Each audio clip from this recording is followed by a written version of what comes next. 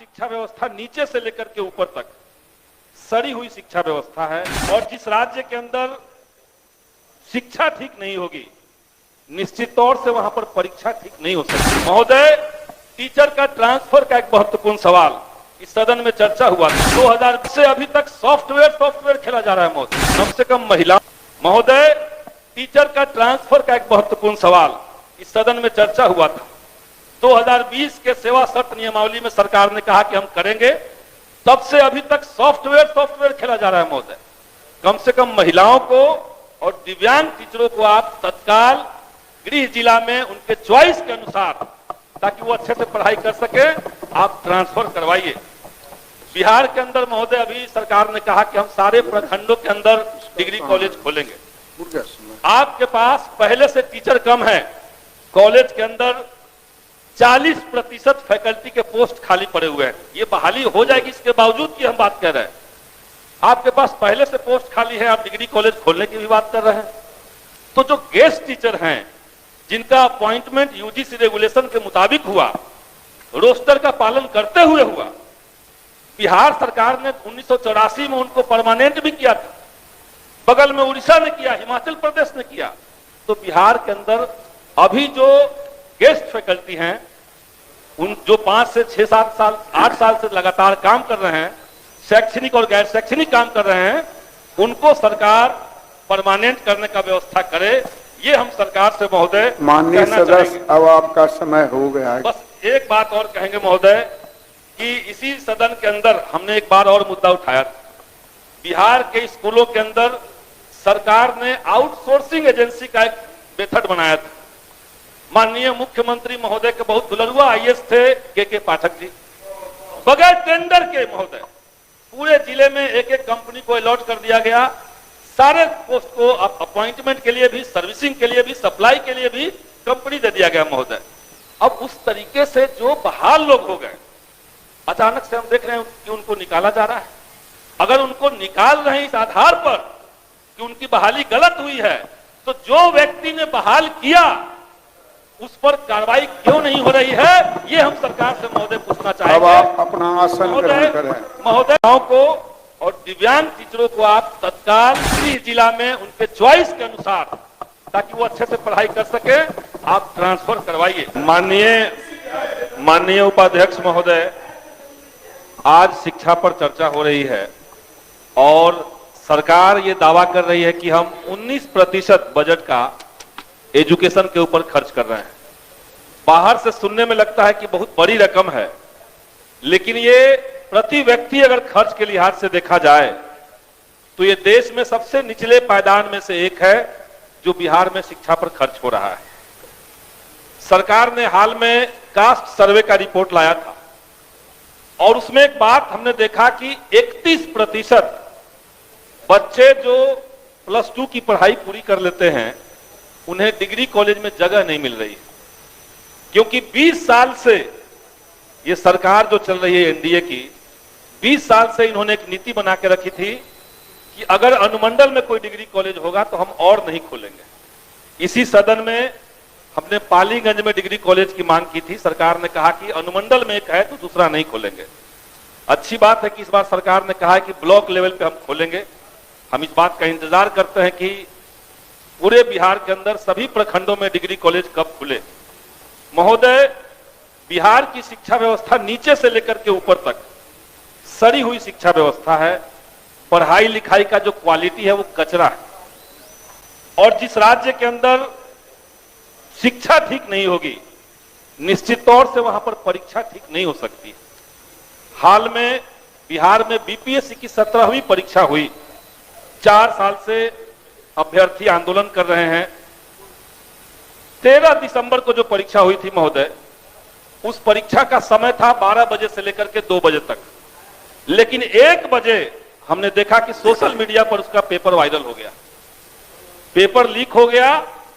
कई सारे सेंटर्स पे जैमर काम नहीं कर रहे हैं, अभ्यर्थी आंदोलन करते रहे, सरकार उन पर लाठियां चलवाती रही और हमारे मुख्यमंत्री कान में तेल डाल करके सोते रहे। किसी पे कोई जवाब अभी तक नहीं आया। 2 परीक्षाएं हो गई, 13 दिसंबर को और 4 जनवरी को। दो परीक्षाओं में कॉमन रिजल्ट, जब आयोग ये कह रहा है कि हम नॉर्मलाइजेशन नहीं करेंगे, तो कॉमन रिजल्ट आखिर किस मेथड से दिया गया ये आज तक किसी को पता नहीं चला, हम लोग को नहीं बताया गया। कैसे आपने कॉमन रिजल्ट दे दिया? 13 दिसंबर की परीक्षा में जितने बच्चे बैठे उसमें से 6% बच्चे उत्तीर्ण होते हैं, लेकिन 4 जनवरी की परीक्षा में जो बच्चे बैठे उसमें 20% उत्तीर्णता का प्रतिशत है महोदय। ये इतना बड़ा गैप कैसे आ गया? यानी शुरुआत से लेकर के अंत तक मल्टी लेयर्स गड़बड़ियां बीपीएससी की परीक्षा में हुई है, और इसलिए हम सरकार से कहेंगे कि उस परीक्षा को रद्द करके आप री एग्जाम कराइए। बिहार के युवाओं के साथ, उनके भविष्य के साथ खिलवाड़ बंद होना चाहिए। बिहार में महोदय शिक्षक बहाली अब बीपीएससी के माध्यम से हो रहा है। जब टीआरई 1 हुआ, इसी सदन में हमने मांग की थी कि उसमें डोमिसाइल नीति लागू होना चाहिए। सरकार ने विज्ञप्ति के समय डोमिसाइल लागू किया था, लेकिन हमारे माननीय मुख्यमंत्री को अचानक से एक खुमार आया कि अब इन्हें प्रधानमंत्री बनना है। डोमिसाइल 10 दिन के बाद उसको विड्रॉ कर लिया गया, वापस ले लिया गया। अभी टीआरई 3 का जो परिणाम आया महोदय, टीआरई 3 में 1 to 5 के जो टीचर नियुक्त हुए हैं, उसमें से कुल पद 1 से 5वीं तक कक्षा के शिक्षक 7,440 जो टीचर नियुक्त हुए हैं, उसमें 6,099 टीचर जो हैं वो दूसरे राज्य के हैं। आप समझिए कि ये जो आंकड़ा बिहार के अंदर आ रहा है, बगल में झारखंड के अंदर डोमिसाइल लागू है, पश्चिम बंगाल, उड़ीसा, उत्तर प्रदेश, हरियाणा, हिमाचल प्रदेश, तमिलनाडु, महाराष्ट्र, मध्य प्रदेश, इतने राज्यों के अंदर जब डोमिसाइल लागू है, तो बिहार के अंदर बिहार के युवाओं के रोजगार की संभावनाओं को बचाने के लिए यहां डोमिसाइल लागू क्यों नहीं है? ये हमने सरकार से विधानसभा के अंदर लिखित में सवाल पूछा, सवाल कैंसिल कर दिया गया। तो आप बिहार के युवाओं के साथ आखिर ऐसा कब तक नाइंसाफी करेंगे? इसीलिए हम मांग कर रहे हैं कि अभी जो टीआरई 4 की परीक्षा होनी है उसमें डोमिसाइल सरकार लागू करे। ये जो विभत्स आंकड़े आ रहे हैं बिहार के अंदर, ये खिलवाड़ बिहार के युवाओं के साथ बंद होना चाहिए। एक शेर है महोदय कि वो जो बेचते थे दर्दे दवाए दिल, वो अपनी दुकान बढ़ा गए। सरकार ने कहा कि हम टीआरई 3 में 87,774 पदों पर बहाली करेंगे। अभी 2 दिन पहले उसकी जो ज्वाइनिंग हुई है, 51,300 कुछ पद पर ज्वाइनिंग करवाया गया है। 10,000 से ज्यादा बच्चे ऐसे हैं जिन्होंने परीक्षा के दौरान अपने फॉर्म में प्राथमिकता दिया था कि हम किस में ज्यादा मेरा चॉइस है, तो प्राथमिकता आपने ले लिया, लेकिन एक ही बच्चे का आपने 3-3 जगह रिजल्ट दे दिया है। झांसा दे रहे हैं आप बिहार में रोजगार के नाम पर, और बड़ी संख्या में बच्चे जो हैं वो कट ऑफ के अंदर आकर के केवल एज के चलते या एक नंबर से बाहर हो गए। 87,000 बहाली निकल रही है और 51,000 पे ज्वाइनिंग हो रही है। इसीलिए सरकार टीआरई 3 में सप्लीमेंट्री रिजल्ट दे। बीपीएससी ने लेटर जारी करके कहा है कि अगर शिक्षा विभाग उन्हें कहता है कि सप्लीमेंट्री रिजल्ट इतना दिया जा सकता है तो हम देने के लिए तैयार हैं।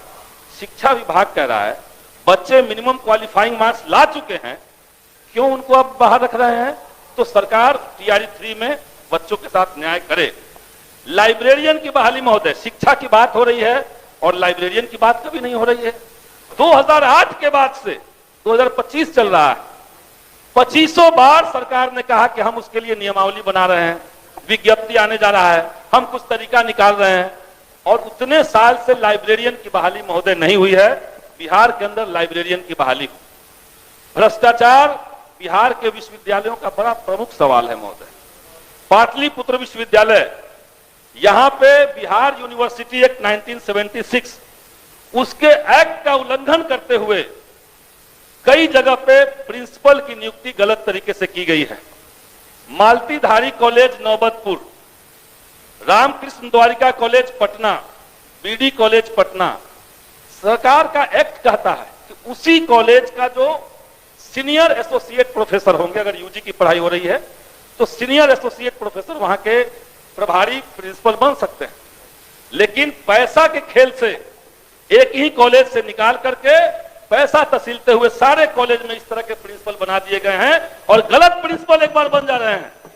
गलत व्यक्ति को अगर आप प्रिंसिपल बना देते हैं तो उस कॉलेज में लूटपाट शुरू हो जा रही है।